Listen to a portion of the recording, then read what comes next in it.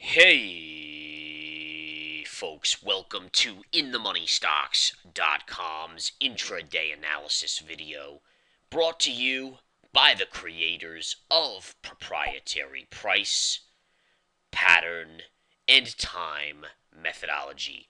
Learn the PPT strategies and profit for life. My name is Gareth Soloway, Chief Market Strategist here at InTheMoneyStocks.com. All right, let's get into the action today on this Friday, May 30th, 2014. First things first, it's about 11:30, just before 11:30 a.m. Eastern Time here, and look at the volume today. So, in normal form, we're seeing volume continue to be light as this was a shortened week due to the Memorial Day holiday on Monday. And again, the volume today, 18.885 million. And again, it'll only get lighter throughout the day into the close. So we're probably looking at right around the latest volume day of the year. And that's somewhat to be expected around a holiday week. A lot of Wall Street traders take the whole week off to be with their families. Kids are getting out of school. There are lots of graduations going on over the last couple days this week. And that just means less traders trading and therefore less volume. Volume should pick up next week a little bit. But again, unless we have some sort of big surprise geopolitical event, something that shocks the market, it probably won't get that heavy. And again, as long as it stays light, you could see a bias to the neutral, to the positive side. I do think personally, based on a certain couple key factors that we're seeing in charts, that we're due for some sort of kind of minor shock to the markets where you do get a couple down days that are decent.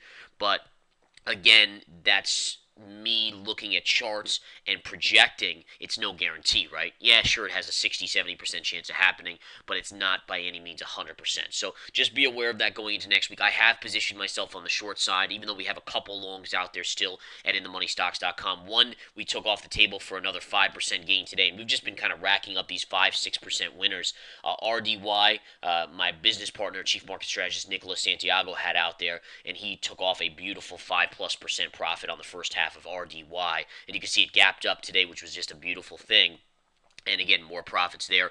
Earlier in the week, I took some good profits off the table as well on some other plays. So it's just been kind of continuing to make money. I think this week we took off 3 winners for a combined profit of 15% or so. So considering the very dead market this week, I'll take that. A 4-day work week. It's always good to be able to take some good gains. All right. So let's go into a couple other things. Again, we looked at the spiders. I mean, if you look at the intraday spiders, they're in float mode here. One thing I am noticing, the VIX is green or flat. So over the last couple days when the market's been floating up, we've actually seen the VIX hold its own. Now remember, the VIX is the volatility index. So what that tells me is that smart money's beginning to buy protection up here, which probably means something's coming down the pipe in the not too distant future. Question is again when, right? When? And will it be bigger? Will it be small? I mean, it might just be a 2 or 3 day pullback, or maybe it's a bigger one. So far, we haven't seen those bigger pullbacks. I think the biggest we had this year so far was like an 8% pullback off the highs, which again, if we go to the daily chart, I can take a look at that, see a lot of lines here. But if we zoom out anyways, I think this was your biggest one right here from the 180, near 185 down to about 170 level. And again, you had some other minor pullbacks here, which were decent percentage-wise, but it wasn't anything big. And again, this was last year. So if you go to 2014, this was definitely your biggest one right here, which I think was about 7-8%. Nothing earth-shattering, just around that 7-8% marker.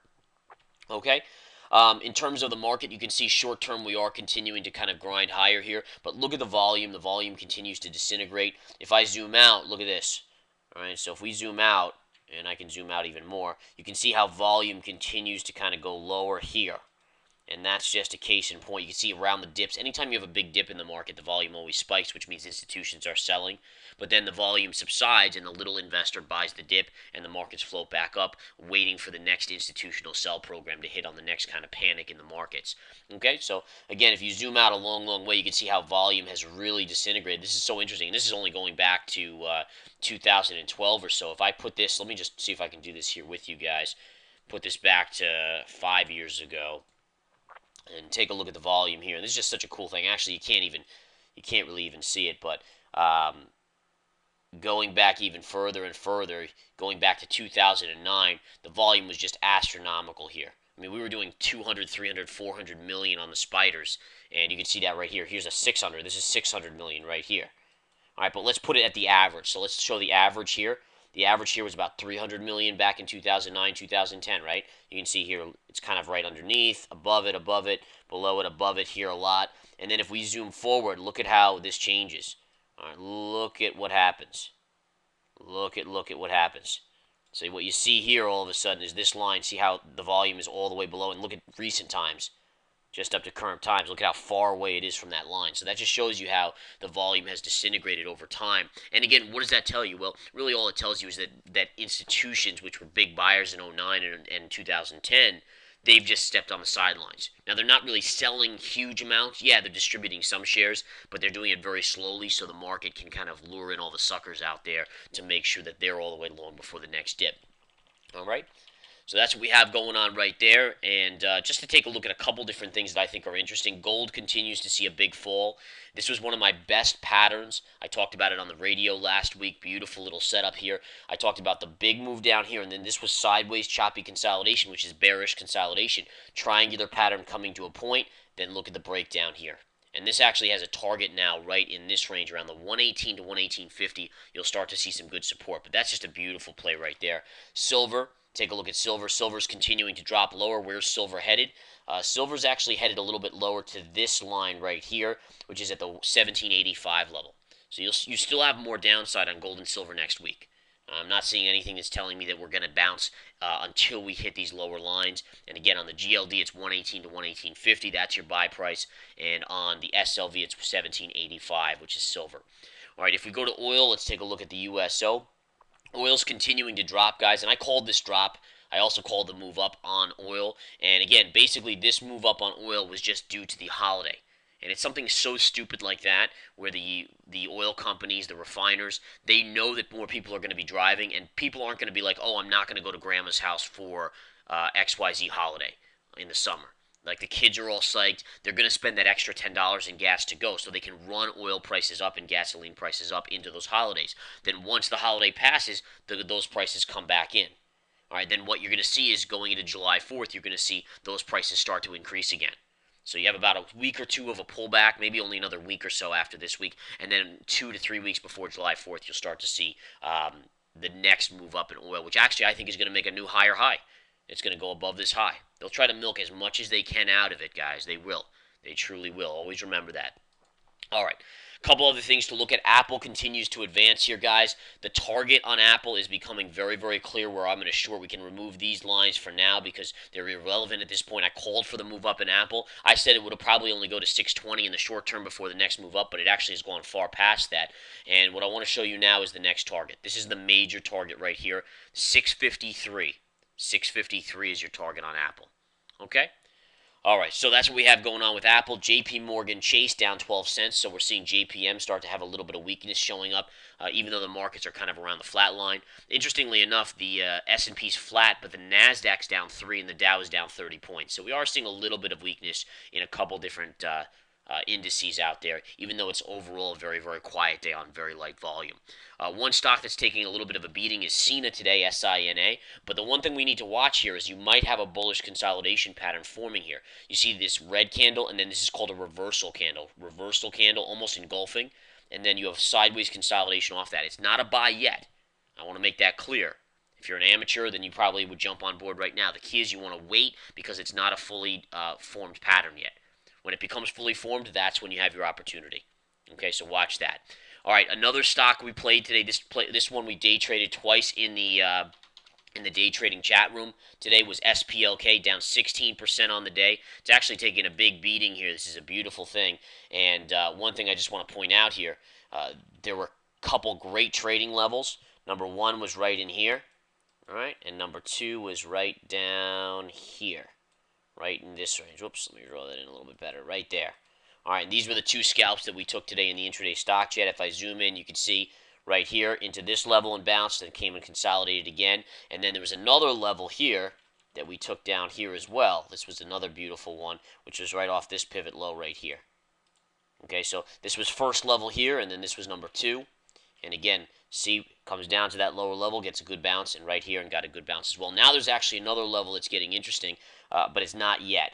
On SPOK, I'll day trade it if it gets down to this level here, which is right around the 41, 41.25 level. 41.25 is a good double bottom on SPLK if it gets there. Okay. One stock that I picked up some options yesterday, plus I have the stock short as well, but it's the IYT. I think this is in bubble territory, guys.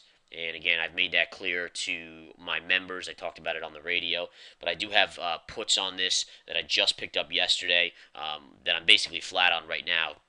The June 145s, but right now this is not only short term extended here, but look at how far it is from the 200. It hasn't hit the 200 literally in over a year at this point, and look at the extension move here. I mean, this is a move that is astronomical. From basically the 90 consolidation breakout, you're now at almost basically a 50% move. Okay, think about that. So if you take, even if you were to take this low line right here, right, which is, we'll call it 86 or so. If you were to double that, or maybe multiply it by 1.5, you'd actually get right around this current level. So that's why there's also another factor here too, which I want to show you guys. So take a look at this too. All right, take this pivot high here, connect it to this pivot high right there, and look at what you get right there. So to me, now listen, there's no guarantees as long as there's no guarantees to anything, but to me that line is a big resistance line because it's connecting the highest points on the chart, right? Notice how this line does not pierce. There's no line that goes above it like that. So you're connecting the highest points there.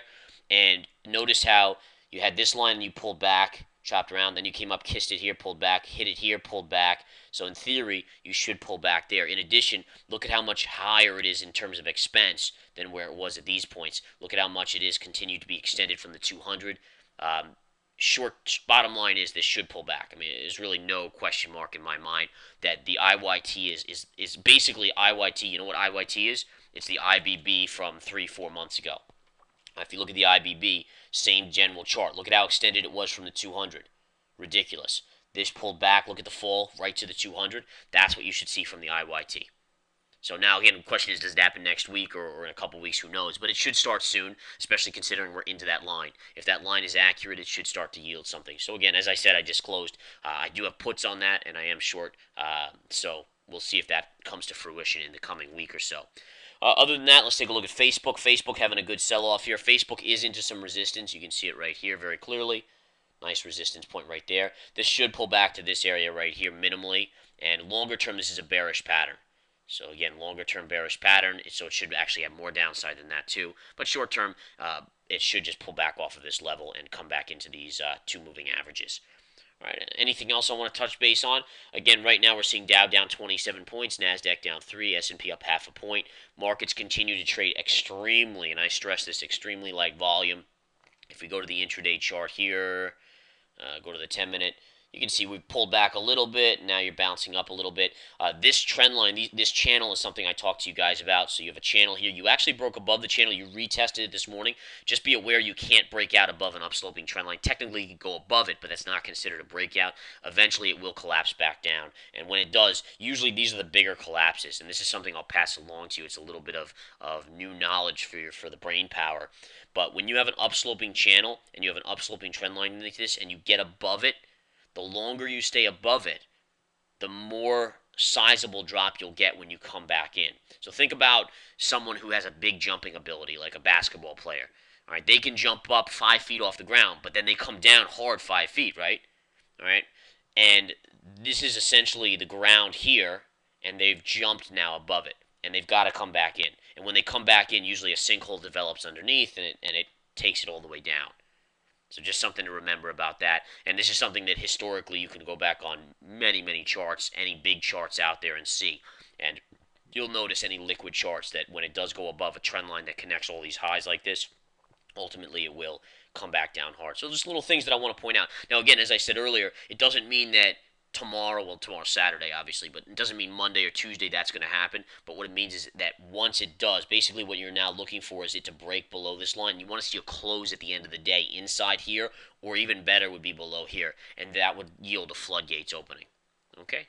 All right, guys, enough said. I've talked enough today. Enjoy your weekend. Have a great not holiday, but just great summer weekend here. And come join us here at TheMoneyStocks.com. Take the 7-day free trial. Again, all we're doing here is taking our gains and profits and just really continuing to profit. So we encourage you to come do that with us and join the pros here at TheMoneyStocks.com by taking the 7-day free trial. Take care.